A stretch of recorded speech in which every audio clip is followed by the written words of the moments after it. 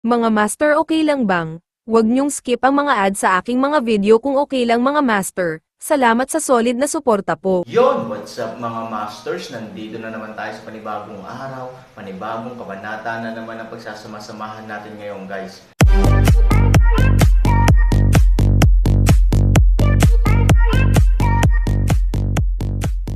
Bali mga masters, kung bago ka pa lang po sa aking YouTube channel, please click the subscribe button, lalong-lalo na po yung notification bell guys, para maging connected pa rin tayo sa isa't isa at maging updated kayo sa mga susunod ko pang video. Bali mga masters, bago natin umpisahan ng kwento ay mag-shoutout po muna tayo para sa mga solid nating tagapakinig. Shoutout kay Jeps Headfield at shoutout kay Norlisa Sugay. Yun na nga mga masters, no? Bali hindi na ito patagalin. In 3, 2, 1, let's go! Ang Double Dragon Tripod ay binyansagang, panlabas na apoy na walang pagsalakay, ngunit ngayon ang apoy sa kalangitan sa ilalim ng pagpapala ng nagninangas na katahimikan ay maaaring ituring bilang ang pagsunog ng libu-libong buto. Ito ang pinakamalakas na tripod at ang pinakamabangis na apoy. Hoy hey, sino ang mas malakas at sino ang mas mahina?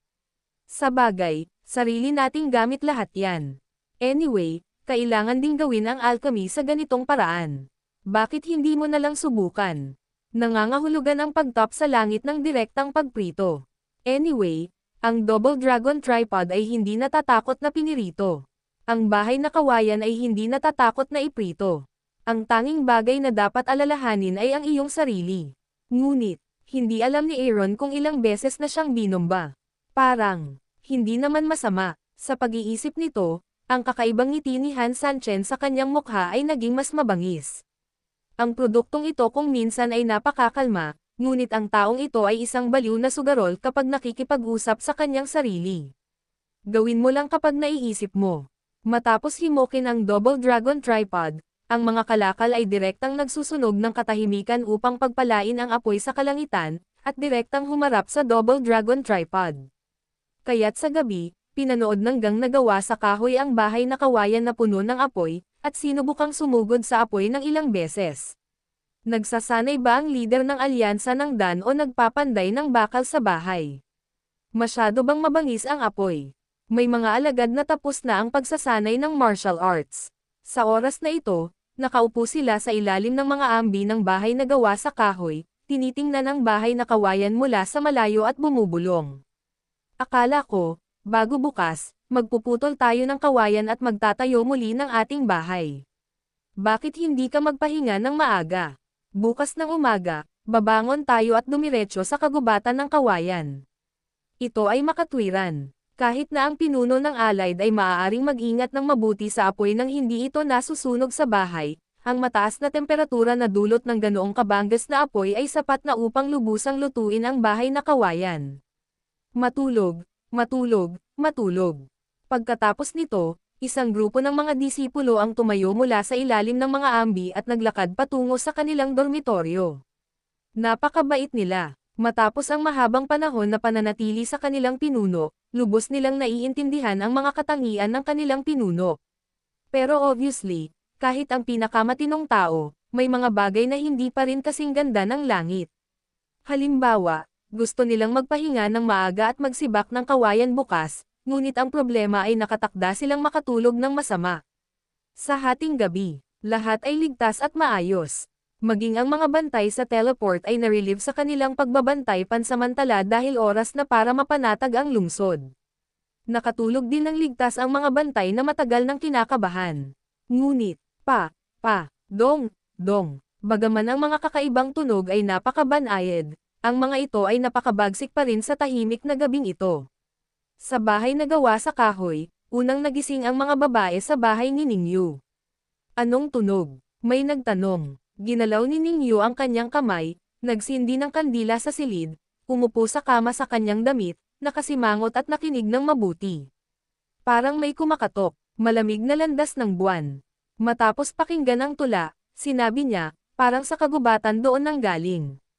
Kakaibang hayop ba? Imposible. Bagamat ang mga kakaibang halimaw ay nakatira sa kagubatan, malayo pa rin sila sa atin. Bukod dito, Aaron katao ang sadyang hinati ang Sona. Malamang na hindi sila pumunta sa atin sa ilalim ng gayong pagbabawal. Umiling si Ningyu. Paano kung may isa o dalawang pilyo? Wikang patula. Ang tagal mo. Nang tumira dito. Kung talagang makulat sila, nakita mo na ba sila? Umiling ang tula at tila may punto. Sa lugar na ito sa loob ng mahabang panahon, hindi kailanman ginulo ng mga kakaibang hayop ang kanilang buhay. Kung hindi dahil sa kanila, sino kaya ito? Biglang sumimangot ang tula at mamulong, dapat bang mahulog sa lungsod? Sa sandaling lumabas ang pangungusap na ito, agad na naging alerto si Ningyu.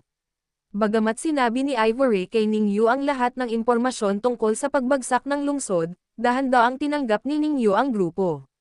Ngunit sino ang magagarantiya na ang lahat ng mga taong ito ay tapat na susuko sa Aaron? Kung mayroong isang taksil sa kanila, kung gayon ang gabing ito ay din ang pinakamahusay na oras upang kumilos ng lihim. Sa pag-iisip nito, direktang hinawakan ito ni Ningyu sa hangin, at ang mahabang espada na nakasabit sa yulunan ng kama ay lumipad na sa kanyang mga kamay. Nang muli siyang tumingin dito, agad na namatay ang kandila. She whispered, "Don't sleep. Everyone take their weapons and go out with me." Pagkatapos, sa pangunguna ni Ningyu, isang grupo ng kababaihan ang nanguna sa tahimik na paglalakad palabas ng kahoy na bahay. Sa labas lamang ng bahay na gawa sa kahoy, ang mga lalaking disipulong iyon, maging si Fulin at iba pa, ay nagkataong lumabas ng pinto ng may pagdududa. Sa oras na ito, ang malayong kabog at kabog ay biglang tumigil. Storytelling channel sa YouTube. Ang Double Dragon Tripod ay binyansagang, panlabas na apoy na walang pagsalakay, ngunit ngayon ang apoy sa kalangitan sa ilalim ng pagpapala ng nagninangas na katahimikan ay maaaring ituring bilang ang pagsunog ng libu-libong buto. Ito ang pinakamalakas na tripod at ang pinakamabangis na apoy. Hoy hey, sino ang mas malakas at sino ang mas mahina? Sa bagay, sarili nating gamit lahat yan. Anyway, kailangan ding gawin ang alchemy sa ganitong paraan. Bakit hindi mo nalang subukan? Nangangahulugan ang pagtop sa langit ng direktang pagprito. Anyway, ang Double Dragon Tripod ay hindi natatakot na pinirito. Ang bahay na kawayan ay hindi natatakot na iprito. Ang tanging bagay na dapat alalahanin ay ang iyong sarili. Ngunit, hindi alam ni Aaron kung ilang beses na siyang binomba. Parang, hindi naman masama. Sa pag-iisip nito, ang kakaibang ngiti ni Han Sanchen sa kanyang mukha ay naging mas mabangis. Ang produktong ito kung minsan ay napakakalma, ngunit ang taong ito ay isang baliw na sugarol kapag nakikipag-usap sa kanyang sarili. Gawin mo lang kapag naiisip mo. Matapos himokin ang Double Dragon Tripod, ang mga kalakal ay direktang nagsusunog ng katahimikan upang pagpalain ang apoy sa kalangitan, at direktang humarap sa Double Dragon Tripod. Kaya't sa gabi, pinanood ng gang na gawa sa kahoy ang bahay na kawayan na puno ng apoy, at sinubukang sumugod sa apoy ng ilang beses. Nagsasanay ba ang leader ng alyansa ng Dan o nagpapanday ng bakal sa bahay? Masyado bang mabangis ang apoy? May mga alagad na tapos na ang pagsasanay ng martial arts. Sa oras na ito, nakaupo sila sa ilalim ng mga ambi ng bahay na gawa sa kahoy, tinitingnan ang bahay na kawayan mula sa malayo at bumubulong. Akala ko, bago bukas, magpuputol tayo ng kawayan at magtatayo muli ng ating bahay.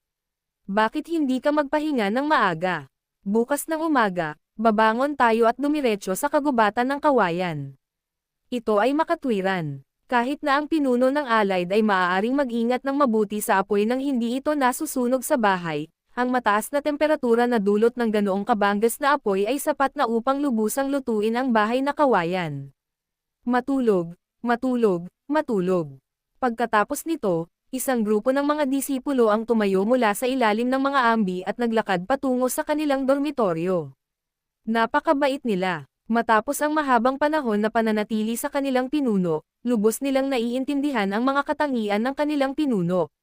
Pero obviously, kahit ang pinakamatinong tao, may mga bagay na hindi pa rin kasing ganda ng langit. Halimbawa, gusto nilang magpahinga ng maaga at magsibak ng kawayan bukas, ngunit ang problema ay nakatakda silang makatulog ng masama. Sa hating gabi, lahat ay ligtas at maayos. Maging ang mga bantay sa teleport ay narelieve sa kanilang pagbabantay pansamantala dahil oras na para mapanatag ang lungsod. Nakatulog din ng ligtas ang mga bantay na matagal nang kinakabahan. Ngunit, dong, bagaman ang mga kakaibang tunog ay napakabanayad, Ang mga ito ay napakabagsik pa rin sa tahimik na gabing ito. Sa bahay na gawa sa kahoy, unang nagising ang mga babae sa bahay ni Ningyu. Anong tunog? May nagtanong. Ginalaw ni Ningyu ang kanyang kamay, nagsindi ng kandila sa silid, umupo sa kama sa kanyang damit, nakasimangot at nakinig ng mabuti. Parang may kumakatok, malamig na landas ng buwan. Matapos pakinggan ang tula, sinabi niya, parang sa kagubatan doon nang galing. Kakaibang hayop ba? Imposible. Bagamat ang mga kakaibang halimaw ay nakatira sa kagubatan, malayo pa rin sila sa atin. Bukod dito, Aaron katao ang sadyang hinati ang Sona. Malamang na hindi sila pumunta sa atin sa ilalim ng gayong pagbabawal. Umiling si Ningyu. Paano kung may isa o dalawang pilyo? Wikang patula, ang tagal mo. Nang tumira dito, kung talagang makulit sila, nakita mo na ba sila? Umiling ang tula at tila may punto. Sa lugar na ito sa loob ng mahabang panahon, hindi kailanman ginulo ng mga kakaibang hayop ang kanilang buhay. Kung hindi dahil sa kanila, sino kaya ito? Biglang sumimangot ang tula at bumulong. Dapat bang mahulog sa lungsod? Sa sandaling lumabas ang pangungusap na ito, agad na naging alerto si Ningyu. Bagamat sinabi ni Ivory kay Ningyu ang lahat ng impormasyon tungkol sa pagbagsak ng lungsod, dahan-daang tinanggap ni Ningyu ang grupo. Ngunit sino ang magagarantiya na ang lahat ng mga taong ito ay tapat na susuko sa Aaron, kung mayroong isang taksil sa kanila, kung gayon ang gabing ito ay din ang pinakamahusay na oras upang kumilos ng lihim. Sa pag-iisip nito, direktang hinawakan ito ni Ningyu sa hangin, at ang mahabang espada na nakasabit sa ulunan ng kama ay lumipad na sa kanyang mga kamay. Nang muli siyang tumingin dito, agad na namatay ang kandila. She whispered, "Don't sleep, everyone take their weapons and go out with me." Pagkatapos, sa pangunguna ni Ningyu, isang grupo ng kababaihan ang nanguna sa tahimik na paglalakad palabas ng kahoy na bahay. Sa labas lamang ng bahay na gawa sa kahoy, ang mga lalaking disipulong iyon, maging si Fulin at iba pa, ay nagkataong lumabas ng pinto ng may pagdududa. Sa oras na ito, ang malayong kabog at kabog ay biglang tumigil. Napatingin agad ang isang grupo ng mga tao dito. Magnanakaw ba talaga sila? Kung hindi, paanong biglang huminto ang mga boses na iyon nang lumabas ang mga tao? Nagkataon lang. Mas hilig man lang ang mga tao, kaya narinig ng magnanakaw ang balita at tumigil. Mula sa harapan, gagawa tayo ng detour at diretsyong palibutan siya. Bulong ni Ningyu. Sa puntong ito, kung gagawa ka ng desisyon, puputulan mo ito. Kung hindi, kung magkamali ka, magkakaroon ka ng unang pagkakataon. Kung mawala ang magnanakaw, magkakaroon ito ng malaking masamang epekto sa sitwasyon. Oo, lahat sila nag-order. Aksyon. Pagkababa ng boses, nahahati sa dalawang grupo ang isang grupo ng mga tao, at mabilis na sumugod sa direksyon ng boses. Maliban sa mga bagong recruit ngayon, karamihan sa mga alagad ng misteryosong alyansa ng tao ay talagang may magagandang individual na mga nagawa, na nasubok sa mga nakaraang laban. Sa gabi, walang ingay nang sumugod ang isang grupo ng mga tao upang sumalakay. Sa ganitong paraan, tahimik at mabilis silang nakarating sa sound destination. Dong dong dong, muling lumabas ang tunog. Sa sandaling ito, mas masigla si Ningyu at ang iba pa. Hindi bababa sa pagkakaroon ng boses ay nagpapahiwatig na ang magnanakaw ay tumigil lamang sa oras ng kontrata, at hindi talaga natuklasan ang mga aksyon ni Ningyu at ng iba pa. Bakit hindi mo mahuli ang tunay? Gamit ang isang kamay, pinangunahan niya ang isang grupo ng mga babaeng disipulo na sumugod sa buwan pagkatapos makumplito ang paglilibot. Ang mga lalaking sundalo doon ay halos nakalkula ang oras at sumusulong. Brush brush. Kapag mabilis na tumunog ang tunog ng paglalakad, ito rin ang oras kung kailan napapaligiran ang dalawang panig. Sa gitna ng paligid, iyon ay, sa gitna ng buong kagubatan, isang maitim na figure ang may hawak na isang bagay at winuwagayway ito pataas at pababa. Wow! Dir-diretsyong lumabas ang mga tao. Sa isang kisap mata, nagkaroon ng pananambang sa lahat ng panig. Ang mahabang espada sa kanilang mga kamay ay mas malamig pa sa liwanag ng buwan. Itaas ang kamay, sumigaw ng malakas si Ningyu, at halos sabay-sabay, halatang natigilan ang mga taong nakapaligid, at dahan-daang itinaas ang kanilang mga kamay. 3,000 Leader ng alyansa. Nang makita ng isang grupo ng mga tao ang anino, nagulat sila at nagulat. Oo, ito ay Aaron. Sa oras na ito, itinaas niya ang palagamit ang isang kamay, at ang kabilang kamay ay nakipagtulungan sa kabilang panig. Lahat sila ay pinalaki ng pares. Medyo napahiya si Han Sanchen. Napangiti siya. Sa kanyang banal na kahulugan, natural niyang matutuklasan ang lahat ng mga pagbabago sa paligid niya sa isang iglap, ngunit ang problema ay hindi handa si Han Sanchen para sa sinuman sa 8 Wild Days book. Dagdag pa, hindi ako gumagawa ng mano-manong trabaho. Wala akong pakialam dyan. Halatang gulat na gulat siya sa napakaraming tao na biglang sumugod palabas at napakalaking porma sayon.